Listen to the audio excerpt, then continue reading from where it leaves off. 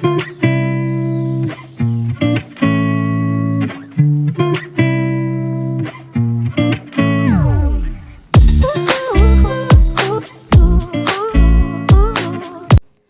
Friends, బాగున్నారా? మన అమ్మమ్మ సలహాలు అమ్మ సూచనలకి స్వాగతం. నా పేరు మాధవి. ఈరోజు నేను మీకు కరకరలాడే కరకాజ్యం స్వీట్ ఎలా తయారు చేసుకోవాలో చూపిస్తాను. ముందుగా శనగపిండిని వరిపిండిని జల్లించుకోవాలి. నేను 1 గ్లాసు శనగపిండి తీసుకున్నాను. దాన్ని ఉండలు లేకుండా జల్లించుకుంటున్నా. ఇప్పుడు అందులోనే 1/2 గ్లాసు వరిపిండి కూడా తీసుకోవాలి. వరిపిండిని కూడా జల్లించుకోవాలి. ఇప్పుడు వరిపిండి శనగపిండి 2 మొత్తం కలిసేలాగా ఒకసారి కలుపుకోవాలి. ఇప్పుడు ఈ పిండిలో కొద్దిగా నీళ్ళు పోసుకుంటూ ఉండలు లేకుండా కలుపుకోవాలి. ఈ పిండి అంతటికి నాకు 1 గ్లాసున్నర నీళ్ళు పట్టాయి. నేను ఏ గ్లాస్తో పిండి అయితే వేసానో ఆ గ్లాస్తో గ్లాసున్నర నీళ్ళు పట్టాయండి నాకు. పిండిని ఇలా కలుపుకోవాలి. ఇంతకన్నా కొంచెం గట్టిగా ఉన్నా పర్వాలేదు, కానీ పలచగా మాత్రం అవ్వకూడదు, ఎందుకంటే బూందీ నూనె లాగేసుకుంటుంది. ఇప్పుడు స్టవ్ వెలిగించి మూకిడి పెట్టి మూకిట్లో నూనె పోసి ఆ నూనె బాగా కాగనివ్వాలి. బాగా కాగిన తర్వాత బూందీ పిండిని ఇలా నూనెలో వేస్తే వెంటనే పైకి తేలాలండి, లేదంటే బూందీ ఇలా తప్పల్లా వచ్చేస్తుంది. నూనె కాగకపోతే ఇలా వెంటనే పైకి తేలదు. ఇప్పుడు ఒక చిల్లుల గరిటె తీసుకుని, దీన్ని అపకని కూడా అంటారు, దీంట్లో పిండి వేసి ఇలా రుద్దుతూ ఉంటే కిందకి డ్రాప్స్ లాగా పడతాయండి. అవి బూందీ రౌండ్గా వస్తాయి అన్నమాట. ఇప్పుడు నూనె బాగా కాగింది కదా, దాని గురించి బూందీ చూడండి చక్కగా ఎంత రౌండ్గా వచ్చినాయో. తోకల్లాగా అలా రాకుండా, తప్పల్లా అణిగిపోకుండా బూందీ చాలా చక్కగా వస్తుంది అన్నమాట. ఇప్పుడు దీన్ని లైట్ గోల్డెన్ బ్రౌన్ వచ్చేలాగా వేపుకొని తీసి పక్కన పెట్టుకోవాలి. మీకు వేగిందో లేదో ఇలా కలుపుతున్నప్పుడే సౌండ్ మీకు తెలుస్తుంది, క్రిస్పీ సౌండ్ వస్తుందన్నమాట.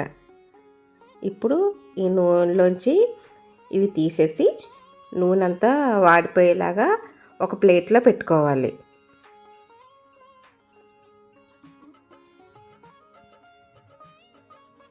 ఇప్పుడు రెండో వాయి వేసుకునేటప్పుడు ఆ ముందు అపక ఉన్న పిండి పైన కింద పిండి ఉంది కదా, అది మొత్తం ఊర్చేసి వేసుకోవాలండి. రెండో వాయి వేసుకునేటప్పుడు కూడా నూనె బాగా వేడిగా ఉండేలా చూసుకోవాలి. ఒకవేళ నూనె చల్లారిపోతే కాగిన తర్వాత మాత్రమే రెండో వాయి వేసుకోవాలి. ఇలాగా మీకు ఎన్ని వాయిలు అవుతాయి అన్ని వాయిలు ఇలా వేసేసుకొని ముందు బూందీని రెడీ చేసి పెట్టుకోవాలి. ఒకవేళ బూందీ కనుక మీకు నూనె కానీ పీల్చుకున్నట్టయితే ఒక ప్లేట్లో టిష్యూ పేపర్ వేసుకొని ఆ టిష్యూ పేపర్ పైన వేసుకోండి, నూనె అంతా అది పీల్చేసుకుంటుంది. ఇప్పుడు పాకానికి బెల్లాన్ని తయారు చేసుకోవాలండి. అది ఎలా అంటే ఇలా కుందు బెల్లం అయి ఉండాలి. బెల్లాన్ని ఇలా ఇరిపితే మెత్తగా ఇరగాలి. మీకు ఇందులో చూపిస్తున్నాను చూడండి వీడియోలో, ఇలా మెత్తగా విరగాలి. బెల్లం చాలా ఇంపార్టెంట్ అండి.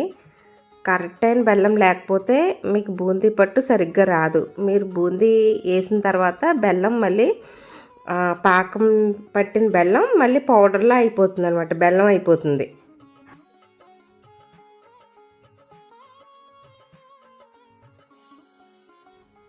ఇప్పుడు ఒక మూకిడి పెట్టుకొని ఆ మూకిట్లో గ్లాసున్నర బెల్లం, నేను ఏ గ్లాస్ అయితే శనగపిండి తీసుకున్నానో అదే గ్లాస్తో గ్లాసున్నర బెల్లం, 1 గ్లాసు నీళ్లు పోసుకొని ఇప్పుడు స్టవ్ వెలిగించి పాకం పట్టుకోవాలండి.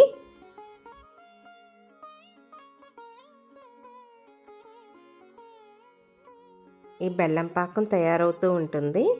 ఈలోపు ముందుగా తయారు చేసి పెట్టుకున్న బూందీని ఒక గిన్నెతో కొంచెం నీళ్లు ఒక ప్లేట్కి నూనె కానీ నెయ్యి కానీ రాసుకుని రెడీగా పెట్టుకుని ఉంచుకోవాలి. ఇప్పుడు పాకం మరుగుతుంది కదండి, అది బాగా మరిగిన తర్వాత బాగా జిగురు పాకం రావాలి. అమ్మ పట్టు చూస్తున్నారు.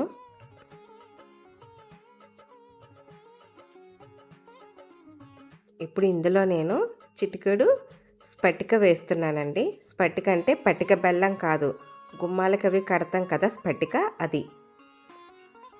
చూడండి ఈ పట్టు ఎలా రావాలంటే ఇలా గిన్నెలో వేస్తే టంగుమని శబ్దం వస్తుంది. చూడండి అలా వస్తే రెడీ అయినట్టు అనమాట.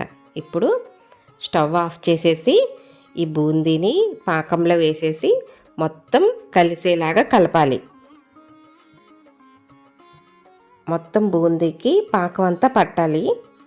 స్టవ్ ఆఫ్ చేసేసుకోండి, లేదంటే మాడిపోతుంది. ఇప్పుడు చూడండి మొత్తం కలిసిపోయింది కదా. ఇప్పుడు దీన్ని వెంటనే ముందుగా నెయ్యి కానీ నూనె కానీ రాసి పెట్టుకున్న ప్లేట్ ఉంది కదా, దాంట్లోకి తిరగపోసేయాలి. తిరగపోసేసి వేడిగా ఉండగానే గరిటెతో మొత్తం కంచం అంతా అయ్యేలాగా స్ప్రెడ్ చేసుకోవాలి.